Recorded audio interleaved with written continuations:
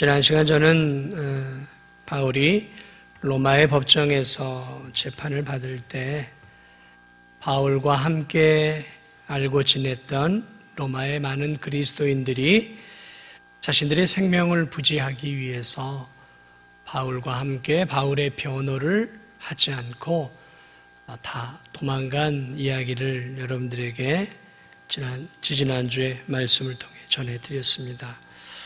당시 이 로마의 재판은 오늘날의 재판과는 조금 차이가 있었습니다. 당시 로마의 재판은 이 원고가 있고 피고가 있고 또 변호사도 있었고 또 누가 있었냐면 이 피고의 동료들이 또 있었습니다. 그래서 이 피고의 동료들이 이 피고를 변호해주고 또 피고를 도와주는 그러한 역할들을 할 수 있는 그러한 재판 관례가 있었던 것을 보게 됩니다.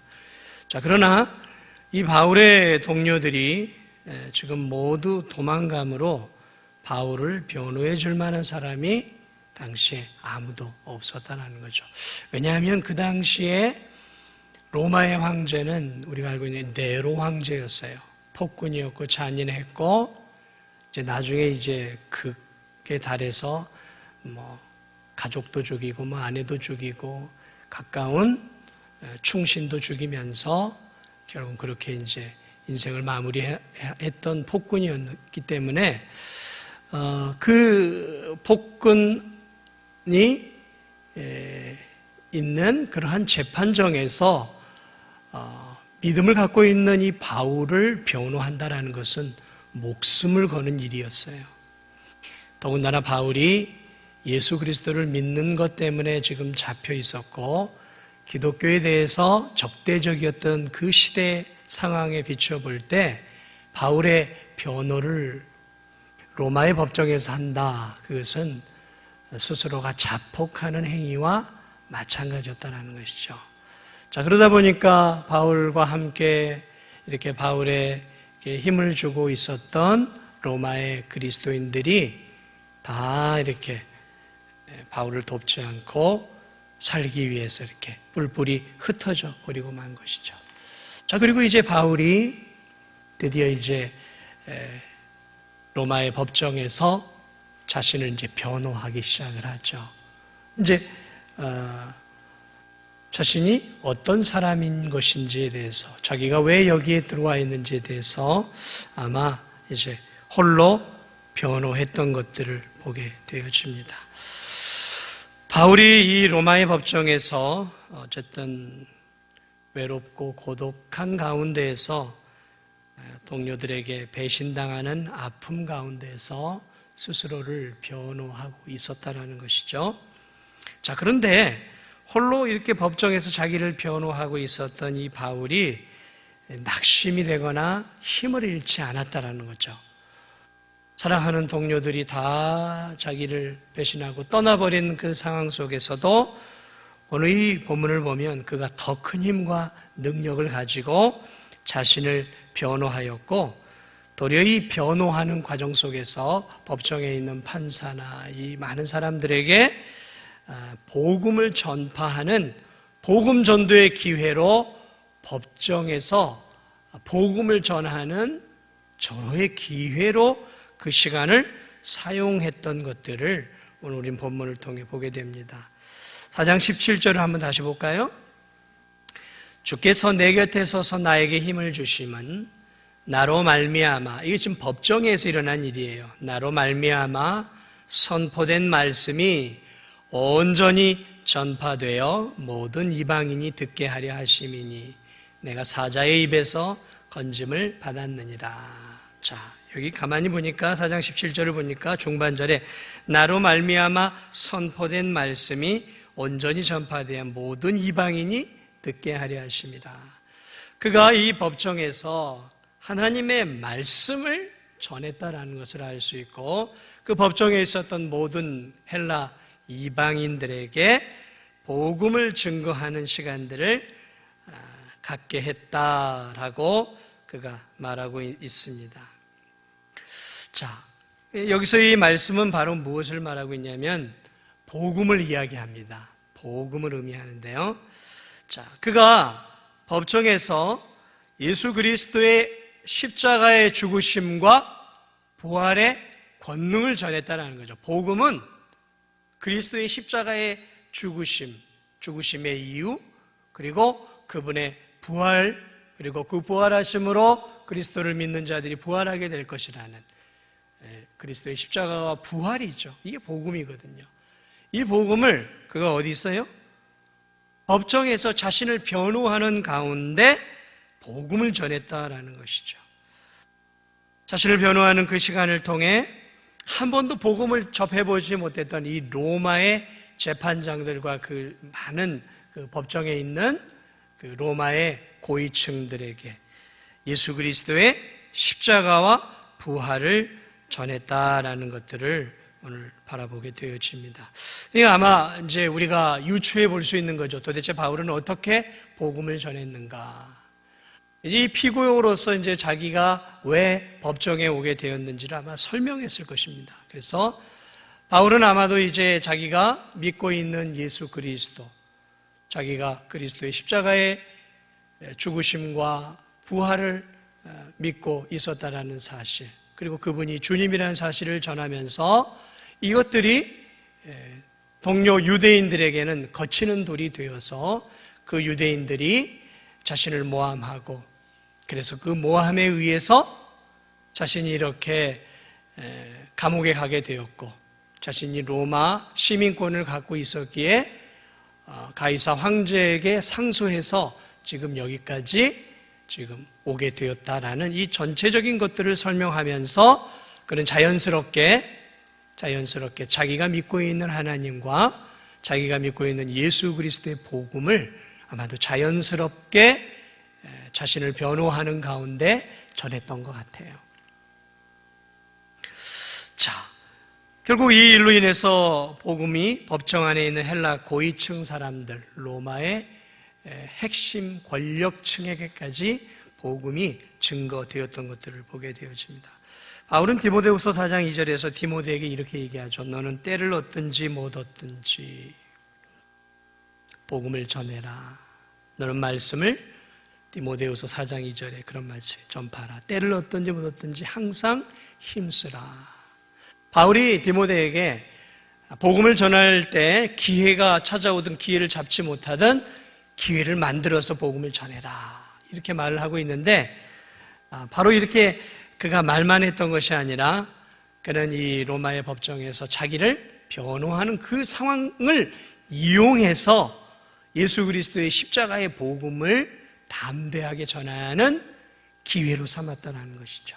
참 대단한 바울의 모습을 볼 수 있는 것이죠. 한평생 그렇게 예수님을 다메섹 도상에서 만난 뒤로 그가 이렇게 이 전도 여행을 떠나면서 복음의 담대한 증인의 삶을 살았지만, 그가 기회가 있을 때만 이렇게 복음을 전했던 것이 아니라 도무지 기회가 없는 이 로마의 감옥 속에서, 심지어는 이 서슬퍼런 눈으로 이렇게 이 유대인을 형벌을 내리려고 지금 이렇게 굶주린 사자처럼 재판장과 이 많은 사람들이 지켜보고 있는 거기서도 여전히 그는 복음을 전하고 있었다라는 거죠. 그것도 지혜롭게 전했을 거예요.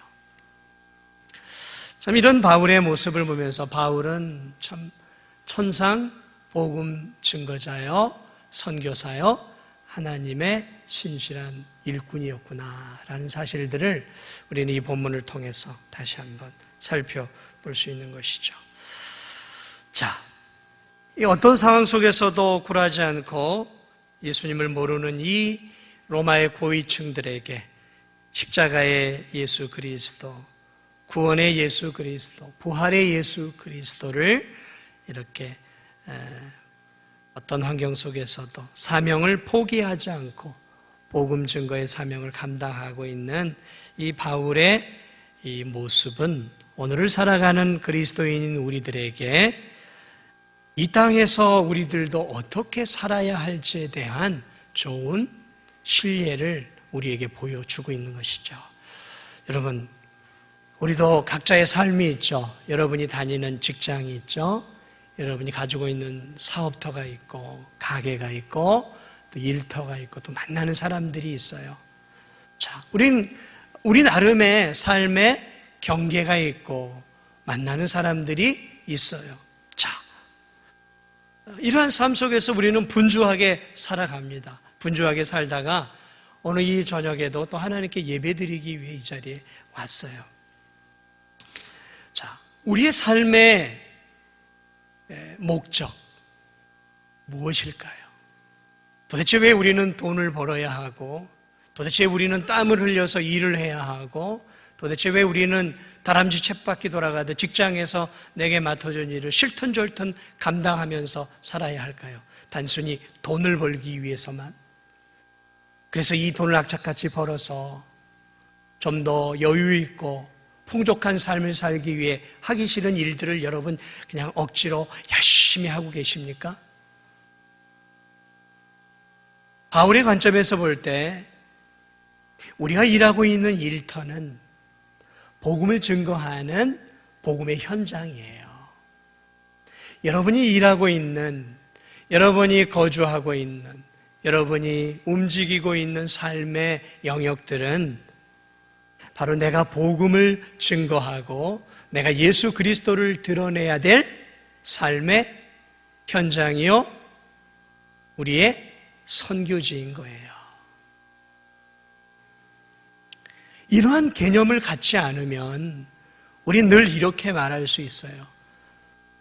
목사님, 내가 시간이 없어요. 먹고 사느라고 시간이 없어요. 내 일이 많아 정신이 없어요. 목사님도 아시잖아요. 이렇게 내가 이렇게 정신없이 분주하게 살아가는 거예요. 그렇습니다. 우리 모두는 다 정신없이 살아가요. 분주하게 살아가요. 그런데 저는 여러분을 이해하고 여러분들을 긍정적으로 바라보지만 여러분을 그곳에 일터로 삶의 현장으로 보내신 하나님도 동일하게 바빠서 먹고 사느라고 그저 분주하게 살다가 왔구나라고 다 이해해 주실까요? 그렇지 않아요. 우리는 어디에 살든지 내가 일하는 일터와 만나는 사람들과의 그 삶의 터전은 복음을 증거하는 복음의 현장이 되어야 되는 거예요. 복음을 전하는 현장이 되어야 되는 거예요. 단순하게 돈을 버는 현장만이 아니에요. 거기서 끊임없이 나와 접촉하는 믿지 않는 사람들, 복음에 적대적이고 복음에 대해 무지하고 예수님에 대해서 전혀 알지 못하고 구원에 대해서 전혀 알지 못하는 이 사람들에게 예수님이 누구이고 구원이 무엇이고 천국이 무엇인지를 가르쳐줘야 할 복음의 현장이라는 것이죠. 여러분, 전도를, 여러분, 이번 주 토요일 날, 이번 주 화요일 날 오후 3시까지 교회에 오십시오. 우리 전도합시다. 이렇게 해가지고 그 시간에 와서 띠 두르고 전도지 가지고 사탕 가지고 이렇게 챙겨내서 1시간 정도 이렇게 다니면서 하는 것, 그것만이 전도가 아니에요. 우린 자꾸 전도의 개념을 뭔가 이렇게 탁 이렇게 띠를 두르고 머리에 이렇게 탁 하는 건 아니더라도 띠를 두르고 사탕을 가지고 전도지를 가지고 사람들에게 나가서 작심을 하고 시간을 정해놓고 하는 것만을 전도라고 생각을 해요. 그렇지 않아요. 진정한 전도는 내 삶 속에서, 내 일터 속에서, 내가 만나는 사람들과의 관계 속에서 전도가 되어야 되는 거예요. 이게 진짜 전도예요. 이게 삶의 전도란 말이죠. 그런 쪽으로 들어가지 않으니까 일하는 일터 속에서는 먹고 사느라고 아무것도 하지 못하는 거예요. 아무것도. 그러니까 시간이 없죠. 전도할 시간이 없죠. 그러니까 1년, 2년, 3년, 4년, 5년, 10년을 다녀도 한 영혼도 교회로 인도를 못하는 거예요.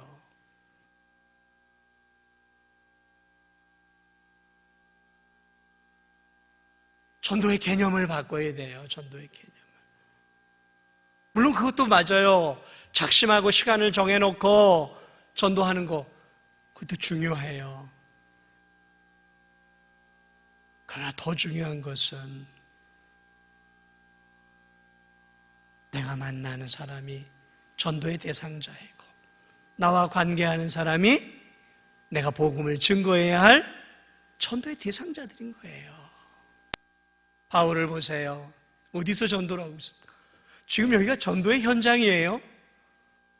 지금 자신의 이 생명을 쥐락펴락할 수 있는 이 판사 앞에서 지금 어떻게 해서든지 지금 형량을 감소시키고 해야 할 이 현장에서 바울이 그 머릿속에 무엇이 가득했냐면 지금이야말로 로마의 핵심층, 고위층 관료들에게 십자가의 복음을 증거할 수 있는 기회다라고 생각했다라는 거예요. 생각의 차이죠. 생각의 차이. 이 머릿속에, 이 사람의 머릿속에는 뭐냐면 온통 영혼 구원이 가득한 거예요. 어떻게 하면 내가 영혼을 구원할까? 어떻게 하면 복음을 전할까? 제가 예전에 섬기던 교회에 그런 집사님 계셨어요. 온통 머릿속에 영혼 구원이, 어떻게 하면 내가 저 옆집 사람에게, 어떻게 하면 저 사람에게 전도할 수 있을까? 그래서 음식을 만들 때마다 이 집사님은 늘 자기 음식만 만들지, 꼭 여분을 더 만들어가지고 전도할 대상자들에게 꼭 갖다 주고, 만나면 어떻게 해서든지 복음을 전하려고 하고. 다른 사람 보기엔 귀찮아 보이고 그런데요, 그 사람이 제일 많이 교회 사람들을 데려오고 전도하더라는 것이죠. 그렇게 하니까 하나님 붙여주셔요. 왜 내가 이렇게 수년 동안 한 영혼도 교회로 못 데리고 오냐? 전도를 안 하니까 그래요. 안 하잖아요. 안 하니까 안 오는 거예요. 데려오는 사람들을 보면 부단하게 해요. 부단하게. 전도왕들의 그런 간증들을 책이나 이런 동영상을 통해 가끔 보면 왜 전도왕이 되는 이유를 알 수 있더라고요. 수도 없이 만나요. 수도 없이 만나요. 수도 없이 거절을 당해요. 수도 없이 수치스러움을 당해요. 수도 없이 욕도 먹어요. 수도 없이 아픔도 겪어요. 자기 돈도 많이 들어요. 그런데 영적 열매도 제일 많아요. 제일 많아요. 사랑하는 여러분, 여러분은 어떤 삶을 살아가고 있습니까? 언젠간 내가 시간 내서 나를 잡아서 전도해야 하는데, 그런 생각 안 하셔도 돼요. 물론 교회에서 우리 어느 날 전도합시다 그러면 그때 오면 좋죠.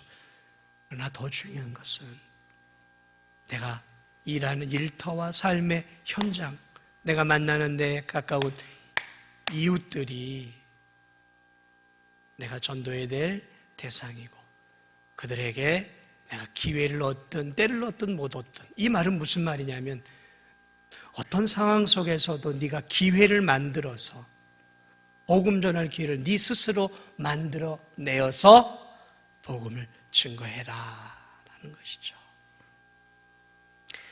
참된 그리스도인이 어떤 그리스도인인가? 날마다 하나님의 일에 기꺼이 동참하며 하나님의 복음의 일에 동참하는 그리스도인, 이것이 바울이었고, 이러한 바울과 같은 삶을 사랑하는 우리 성도들이 살아가시기를 주님의 이름으로 축복을 드립니다. 여러분, 저기 이름을 작정해 놓고 기도만 해서는 안 되겠죠. 작정해 놓았으면 날마다 몸부림쳐 기도해야 하지만 뭘 해야 되겠어요? 만나야죠. 부닥쳐야죠. 뭔가를 줘야죠. 자꾸 이렇게 있어야죠. 기도만 한다고 되는 것은 아니더라는 거죠. 그 영혼에게 만나 복음을 짧게라도 전할 때 거기에 구원의 역사가 일어나는 거예요. 자, 도대체 이 바울은 자신의 이 생사여탈권을 잡고 있었던 이 무시무시한 권력자들 앞에서 어떻게 그렇게 담대하게 복음을 증거할 수 있었을까? 도대체 그 담대함과 용기는 어디로부터 나온 것인가? 타고난 것일까? 아니다라는 거죠. 타고난 것이 아니에요. 오늘 17절을 보세요. 주께서 내 곁에 서서 나에게 힘을 주심은. 바울도 우리와 아무런 차이가 없는 인간이에요. 바울이 왜 두렵지 않았겠습니까? 바울도 죽음에 대한 두려움, 육신의 질병, 또 그런 어떤 고문에 대한 두려움이 왜 없었겠습니까? 아무도 자기와 함께 해주는 동역자 없이 혼자 그 법정에서 저 거대한 세력 앞에서 자신을 변호하는 것이 어려웠을 거예요. 자, 그런데 그가 용기를 잃지 않고 담대하게 자신을 변호하면서 복음을 전할 수 있었던 이유가 있어요. 그것은 바로 바울 곁에 한 분이 함께 계시고 계셨어요. 누구였을까요? 예수 그리스도께서 그와 함께하고 계셨어요. 그 곁에 아무도 없었어요. 한때는 많은 동역자들이 있었습니다. 자, 그런데 생명의 위기가 찾아오자 그의 곁을 지키고 그를 방어해 줄 만한 사람들이 다 꽁무니를 빼고 도망가 버렸어요. 자기 생명이 위급하니까. 이해가 되죠? 하나님을 버리고 예수님을 버린 건 아니에요. 단지 자신의 생명을 보존하기 위해 바울을 변호해 주는 역할을 포기하고 도망가 버린 것이죠. 자, 그런데 한 분이 도망가지 않았어요. 한 분이 바울 곁에서 여전히 계십니다. 그리고 바로 그분이 바로 이 바울에게 위로를 주고 지쳐있는 바울을 격려해 주고 그에게 내가 너와 함께 함이니라. 너는 강하고 담대하라. 내가 너와 함께하고 있지 않느냐 하면서 이 지치고 위축되고 마음상에 있는 이 바울 곁에서 그에게 용기를 불어넣고 그에게 힘을 주고 계셨고 그에게 저 사람들 앞에서 담대하게 위축되지 않고 하나님의 복음을 전할 수 있도록 능력과 힘을 예수 그리스도께서 주셨다라는 사실이에요.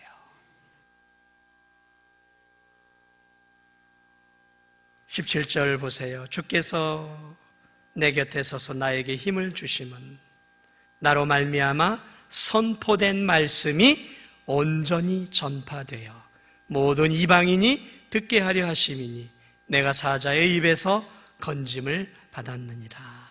이 말씀을 통해서 우리가 알 수 있는 것은 결국 하나님이 주시는 그 지혜와 담대함을 가지고 바울이 자기 자신을 변호하였고 자신의 무죄를 변호했고 자신의 믿고 있는 하나님에 대해 예수님에 대해 복음을 증거했을 때 결국 어떠한 일이 일어났냐면 그가 사자의 입에서 건짐을 받았다는 것은 그 변호가 통해서 그가 무죄 판결을 받아 옥에서 나왔다라는 얘기예요. 나왔다라는 것이죠. 자, 바울은 혼자였어요. 그러나 사실 바울은 혼자가 아니었던 것이죠. 때때로 우리의 삶이 힘들 때가 있어요. 외로울 때가 있습니다. 정말 내 마음을 몰라줘요. 아주 가까운 사람도 내 마음을 몰라줄 때가 있고 정말 인생의 어려운 환경에 둘러싸여서 정말 인생에 나 혼자밖에 없는 것 같은 그러한 고독함과 외로움을 느낄 때가 우리의 인생길에 우리에게 반드시 있어요. 그런데 아무도 나와 함께하고 있지 않는 것 같은 바로 그때에도 그리스도인들에게는 여전히 한 분이 그와 함께하고 있다는 것이죠. 여러분이 이 사실을 잊어서는 안 돼요. 여러분이 이 사실을 잊어서는 안 됩니다. 여러분이 혼자라고 생각하는 그 순간, 정말 여러분 주변에 사랑하는 가족도 없고 사랑하는 교우들도 아무도 없을 수도 있어요. 그러한 절체절명의 위기의 순간이 찾아올 수도 있겠죠. 그러나 여러분이 정말로 혼자 있게 되었을 그 고독하고 외롭고 힘겨운 시간들을 보내는 그때에도 여전히 떠나지 않고 여러분 곁에서 여전히 여러분과 함께 하시고 여러분에게 힘을 주시고 여러분을 위로해 주시고 여러분의 영육을 붙잡아 주고 계시는 한 분이 여전히 계시다는 사실을 여러분 잊지 마시기 바랍니다. 이분이 누구실까요? 임마누엘, 내가 항상 너희와 함께함이라 말씀하신 예수 그리스도. 이 예수 그리스도께서 그리스도인들과 언제나 함께 하시면서 그리스도인들을 붙잡고 계시고 그리스도인들에게 힘을 주고 계시고 위로를 주시고 또 어려운 환경 속에서 피할 길들을 열어주시고 원수의 소나기에서 보호해 주시는 그런 은혜와 능력을 주시는 분이심을 여러분들이 잊지 마시기 바랍니다. 이게 굉장히 중요한 사실이에요. 바울이 이 감옥 속에서 이 법정에서 여전히 평안함을 누리고 담대할 수 있었던 이유는 단 하나였어요. 단 하나였어요. 나와 함께 하시고 내게 임재해 계시는 그 하나님의 은혜와 능력을 느꼈고 그 은혜와 능력을 공급받았기 때문에 그는 어떤 환경 속에서도 두려워하지 않았고 어떤 환경 속에서도 좌절하지 않았고 어떤 환경 속에서도 주저앉지 않았다는 것이죠. 이게 그리스도인이에요. 이게 그리스도인입니다. 그러므로 우리에게 필요한 것은 언제나 나와 함께 하시는 하나님을 내가 늘 경험하고 느끼는 거예요. 이게 중요한 거예요. 정말 하나님이 내 눈에 보이지 않지만 나와 함께하고 동행하시고 내 기도에 응답해 주시고 우리에게 힘을 불어 넣어주시는 은혜와 능력의 하나님, 나를 정말로 사랑해 주시는 사랑의 하나님이심을 날마다 느끼며 살아가는 것, 이게 신앙생활이에요. 이게 신앙생활이에요. 사랑하는 여러분, 우리 주님은 우리들의 삶을 절대로 방관하거나 방치하지 않으세요. 바울의 인생을 하나님께서 끝까지 책임지셨던 것처럼 오늘 믿음으로 살고 믿음으로 전도하고 믿음으로 선교하고 믿음으로 하루하루를 하나님을 위해 살아가는 그 성도들의 삶을 하나님은 방치하지 않아요. 외면하지 않으셔요. 언제나 그분의 불꽃 같은 눈으로 당신의 사랑하는 백성들을 지키시고 보호하시. 그래서 다윗은 그의 힘겨운 인생길을 살아온 뒤에 이렇게 고백하고 있잖아요. 여호와는 나의 목자시니 내게 부족함이 없으리로다. 그가 나를 푸른 초장에 누이시며 쉴만한 물가로 인도하십니다. 여러분, 다윗에게 왜 인생의 어려움들이 없었겠어요? 그도 자식에게 배신을 당했고 신하에게 배신을 당해서 왕궁에서 2번이나 쫓겨났고 자신이 신뢰하고 섬겼던 왕에게서 배신을 당해서 오랜 세월 광야에서 짐승처럼 굴에서 정말 무슨 들토끼처럼 그렇게 숨어 다니면서 목숨을 연명했던 시간들이 얼마나 많았는지 몰라요. 그런데 이 다윗의 고백을 보세요. 그의 인생의 말년에 자신의 인생을 돌아보면서 여호와는 나의 목자시니 내가 부족함이 없으리로다. 그가 나를 푸른 초장에 누이시며 쉴만한 물가로 인도하십니다. 어떻게 이런 고백을 할 수 있냔 말이죠. 그러한 어려움 속에서도 그 주님이 자신의 생명사기 안에 보호해 주시고 사울의 소나기에서 잡히지 않도록 보호해 주시고 자신의 인생길 가운데 자신의 삶을 인도해 주시고 지키시고 먹이시고 입히셨던 그 하나님의 은혜를 인생을 통찰하는 가운데서 어려운 길은 어려운 때는 있었지만 결국 하나님이 늘 나와 함께 하심으로 내가 내 인생을 여기까지 안전하게 살아왔구나, 그렇게 고백할 수 있는 것이죠. 그렇습니다. 사랑하는 여러분, 우리에게도 어려움들이 있어요. 우리에게도 원수의 그러한 공격들이 왜 없겠습니까? 이 세상은 늘 우리에게 어렵습니다. 우리의 믿음을 좌초시키고 또 뭔가 주님을 위해서 살아가려고 할 때마다 내 삶의 의지, 신앙의 의지를 꺾어버릴 때가 많이 있어요. 그런데 여러분, 그러한 가운데서도 우리가 오늘 여기까지 믿음을 지키며 여기까지 올 수 있었던 것은 누구의 은혜 때문이겠습니까? 하나님의 은혜 때문이에요. 하나님의 은혜가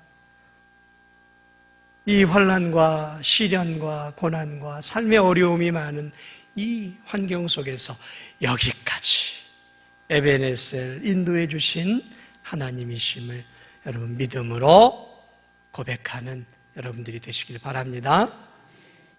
이게 바울의 고백이에요. 바울의 고백.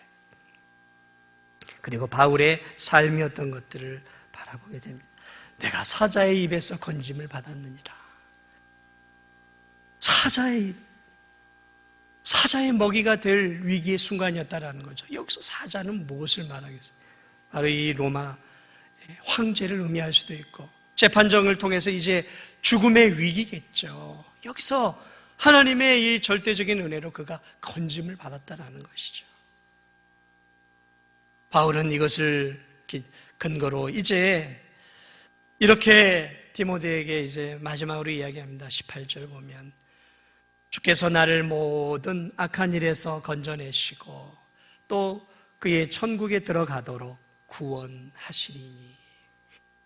여기서 이 놀라운 바울의 신앙을 다시 한번 보게 되는데, 바울은 하나님께서 자신을 이 땅에서만 원수와 악한 환경 속에서만 지켜주시는 것으로 끝나는 것이 아니라 결국 나를 여기서만 지켜주시는 것이 아니라 저 천국에 들어갈 수 있도록, 궁극적으로 내가 저 천국에 들어갈 수 있도록 나를 구원해 주실 분이다라는 천국의 산 소망을 갖고 있다라는 거예요. 그리스도인은 이 땅에서 하나님이 우리에게 주시는 은혜에 만족하며 살아가는 사람들이 아니에요. 이 땅에서 주어지는 것으로 만족하고 배불러하고 하하 웃는 세상 사람들이라고 다르다라는 것이죠. 세상 사람들은 이 땅의 풍요와 물질과 권력과 힘을 누리게 될 때 여기에 안주하고 만족하죠. 그러나 그리스도인들은 여기가 아니에요. 여기가 남들보다 더 좋은 삶, 좋은 옷, 좋은 핸드백, 좋은 집, 좋은 차, 이런 것 가지고 헤헤 웃고 내가 다른 사람들보다 더 좋은 것 가지고 있네 하고 헤헤 웃으면서 비교하면서 살아가는 그러한 사람들이 아니라는 거예요.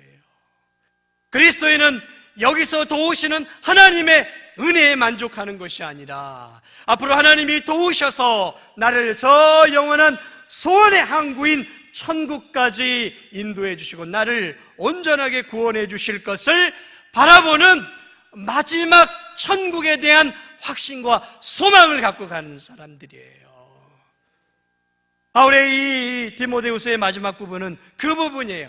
사자의 입에서 건져낸 것으로 만족한 것이 아니라 사자의 입에서 건져내신 그 하나님의 은혜, 원수들의 손과 사단 마귀의 손아귀에서 이 땅에서 나를 건지시고 보호해 주시는 그 하나님이 여기서만이 아니라 여기서 나를 잘 지켜주셔서 궁극적으로 나를 저 영원한 천국으로 인도해 주실 것이라는 그 소망으로 그가 그의 마음을 가득 채우고 있다는 거예요.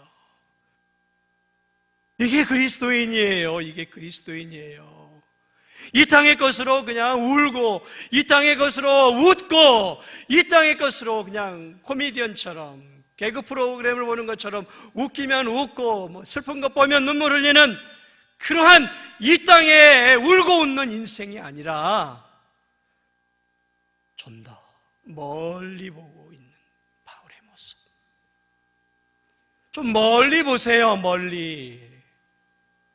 자꾸 요 앞만 보니까 늘 불평이고 늘 불만이고, 요 앞만 보니까 늘 다른 성도와 나 자신을 비교하는 거 아니겠어요? 요 눈앞에 있는 것만 보니까 자꾸 비교해요. 나보다 잘 사는 성도, 나보다 잘 사는 사람, 내 자식들보다 더 공부 잘하는 사람, 나보다 더 좋은 집 살고 있는 사람, 나보다 더 갖고 있는, 요 앞만 자꾸 요 앞만 보니까 자꾸 요 앞에 있는 것만 비교하니까 내 인생이 초라하고 나는 하나님께로부터 복을 받지 못한 비루한 인생인 것처럼 느끼고, 요 앞만 보니까 하나님이 나를 별로 사랑하지 않는 것처럼, 좀 저 뒤도 좀 바라보고, 그리고 앞으로 하나님 말씀 바라보며 저 앞을 바라볼 때 근시안적으로 요 앞에 있는 것 가지고 울고 우는 그런 인생이 아니라 길게 볼 수 있는 눈, 그게 믿음의 눈이에요.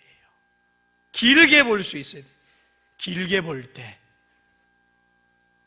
우리가 이 땅에서 어떻게 살아야 될지에 대한 답이 나오는 것이죠. 좀 길게 보세요. 좀 멀리 보세요. 여러분, 저 고속도로에서 운전을 하는 사람들은요, 고속도로에서 운전을 잘하려면 바로 뒷공문이 차만 따라가는 게 아니라 저 100m, 200, 300m 앞을 보고 운전을 해야 돼요. 그래야 100km, 120km, 140, 150km로 가도 내 선을 넘지 않고 달릴 수 있어요. 이런 도로에서는 이 앞만 보고만 가야 되겠죠. 그러나 저런 고속도로에서는 멀리 봐야 돼요. 마찬가지예요. 우리 인생이 아직도 좀 더 남아있잖아요. 멀리 볼 수 있어야 돼요. 천국이라는 우리가 가야 할 곳을 바라볼 때 이 땅에서 우리가 어떻게 사는 것이 맞는 것인가? 무엇을 위해 사는 것이 옳은 것인가? 어떻게 사는 것이 인간답게 사는 것이고, 어떻게 사는 게 성도답게 사는 것인가? 그 대답을 우리는 바울의 오늘 말씀 속에서 볼 수 있는 것이죠. 때를 얻든지 못 얻든지 하나님의 자녀로서 이 땅에서 내가 살아가는 나의 삶 속에서 분주하게 살아가지만 그 삶 속에서 나를 구원하신 예수 그리스도를 자랑하고, 예수 그리스도를 소개하고, 예수 그리스도의 받은 사랑을 전해주면서 내 이웃들에게 예수 그리스도의 복음과 사랑을 흘려보내주는 그러한 삶, 때를 얻든지 못든지 그렇게 살아가며 어렵고 힘든 삶 속에서도 좌절하거나 위축되지 않고, 그 어느 누구 없어도 여전히 내게는 든든한 나의 주 예수 그리스도가 나와 함께하고 계심을 믿으며 위축되지 않고 담대하게 이 세상 속에서 주님을 위해 저 영원한 천국을 바라보면서 하나님 내게 주신 귀한 삶 속에서 내게 주신 건강과 물질과 생명과 재능을 주님을 위해서